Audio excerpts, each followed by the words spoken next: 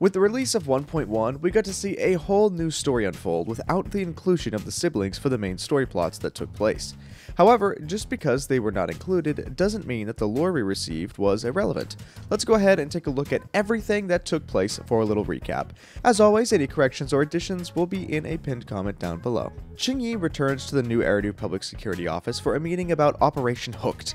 Operation Hooked is a plan led by Zhu Yuan to strike against the Mountain Lion Gang, a dangerous gang that has somehow always evaded PubSec after entering a hollow and disappearing. This gang is led by a man named Razor, with a dangerous new recruit being Jane Doe. Qingyi and Seth were unaware until much later, but Jane Doe is actually working for the New Eridu Public Security and is going undercover to bust the gang. Qingyi, Zhu Yuan, and Seth all go to perform the operation, and after a quick scuffle with the gang members and Jane Doe, the gang tries to capture some civilians and flee, but Seth, being such a hero, decided to offer himself up in trade for some of the civilians. The operation ended with Seth and some civilians being captured, with Jane Doe and the other core members of the gang managing to flee.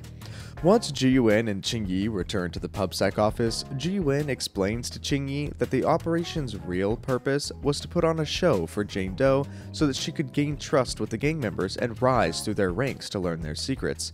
However, Seth was not aware of this, so him being captured wasn't exactly planned. While PubSec is coming up with a new plan to try and rescue Seth, Jane Doe and the gang arrive at one of their transfer stations in the Ballet Twins Hollow. In fact, this is actually the closest transfer station to their main HQ. Jane Doe puts on a little more of a show when Razor, the boss of the gang mentioned before, shows up at the base. He's impressed with her performance and mentions that she may have a chance to be a trusted bodyguard.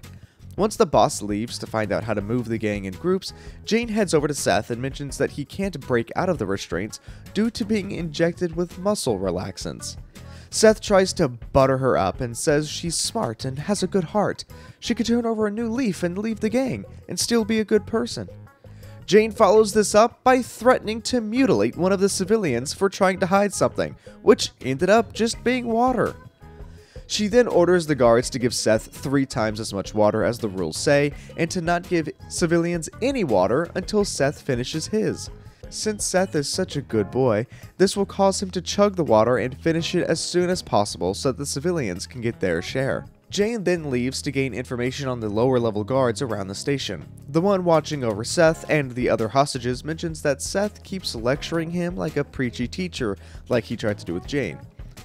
The information she gains from the other guards is that the station is well equipped with tons of supplies, and that this must be the only transfer station that they have that leads to the main den. She does also note that the guards here seem to be newbies. Jane continues to girl boss around and manages to trick one of the guards into letting her explore the surrounding area. While exploring, she tries to find the path to the main base, but gets blocked and has to find and upgrade the level of a keycard to gain access to new areas. Unfortunately, at the final stop, it blocks her path even with a high-level keycard, so she decides to return to the transfer station for now.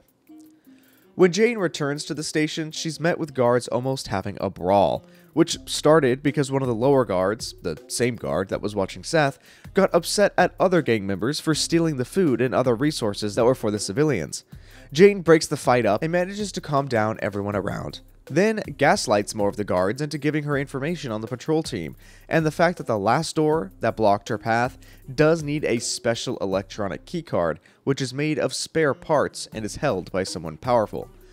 For Jane to create her own version of the keycard, she needs to go back to the New Eridu Public Security office in Lumina Square and steal some equipment. So she has a gang member lead her outside the hollow to meet up with their liaison that can drive her back to Lumina Square to get the needed materials. In turn for the gang member to lead her out, she has to return with a copy of a movie. The first stop is in Lumina Square to get the resources for the keycard. However, due to the fact that she's listed as a criminal right now, she needs to find a way inside while keeping the guards distracted. She actually did this pretty easily, as she just tricks some drunks to rush inside and manages to slip into the back of the office and grab the master key to the equipment room, allowing her to gain the needed materials to create the fake keycard at the transfer station. Once she has what she needs, she heads over to 6th Street to check out the video store there to rent the movie the gang member wanted. And surprise, surprise, look who we have here. This is the only help the MCs give during this entire mission, since they're not a part of the operation and have no idea what's truly going on. After Jane apparently rizzes up the siblings and obtains the movie, she returns to the transfer station and is met with some gang members complaining that the hostages are being escorted to the bathroom too frequently, which Seth passionately declares it's because they forced him to drink so much water. Jane allows the guards to escort him to the bathroom again, however, notices that it's taking them quite a long time to return. Shortly after, another guard barges back in saying all the hostages are gone and the guard escorting them left with them. After a short chase to catch up with them, Jane meets them at the exit at the same time that Razor shows up on the scene. To show faith toward the gang, Jane pushes the guard off the roof of the building, seemingly to his death, and then gives a speech that motivates the gang to push against PubSec instead of running away like scaredy cats. During this speech, she also saves Seth from being thrown off the roof and invokes a duel with him to prove her worth as a bodyguard. Once the time for the duel arrives, they escort Jane to their main base, which is through a fissure that leads to Hollow Zero. Yeah, okay, so we definitely need to take a break here to discuss this. This means that, yes, it is possible for there to be a stable fissure in a hollow that can straight up lead to another hollow.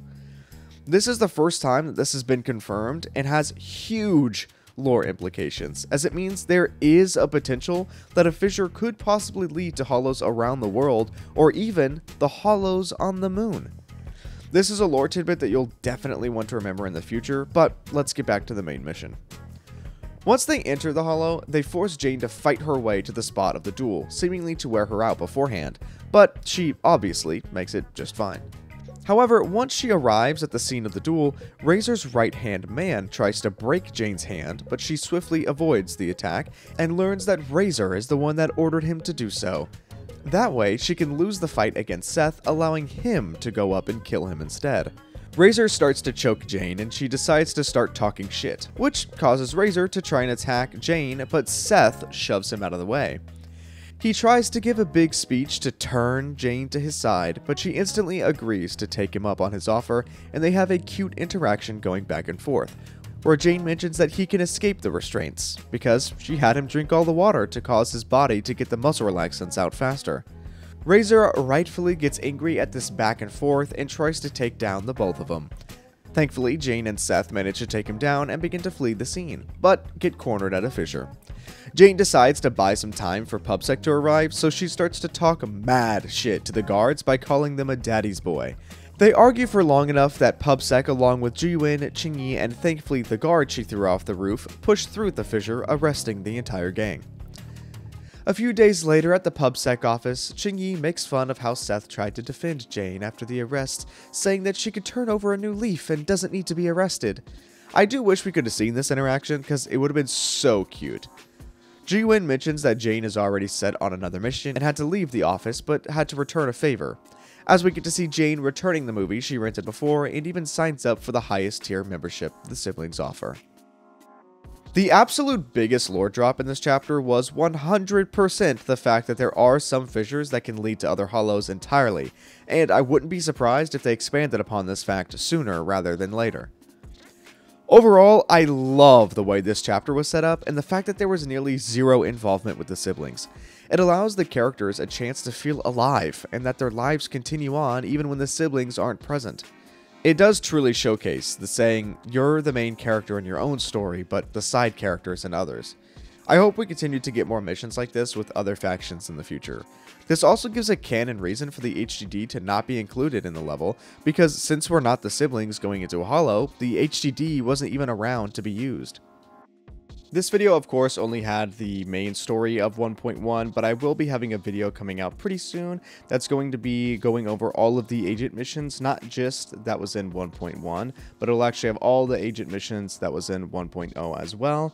But it looks like that this is all we're going to have for the main story so far in 1.1, and we can look forward to probably getting the Sons of Caledon in 1.2, as a couple of the faction members were actually teased on Twitter, so it is going to be really interesting to see if we get a little bit of Billy backstory in 1.2. But what do you guys think of this chapter? What are your thoughts on the amazingly smart and beautiful Jane Doe? Let me know in the comments below, and if you enjoyed this recap and want to get a similar recap on all the previous main story, then check out my 1.0 story recap guide. Thank you proxies for watching, and I hope to see you on the internet in the future.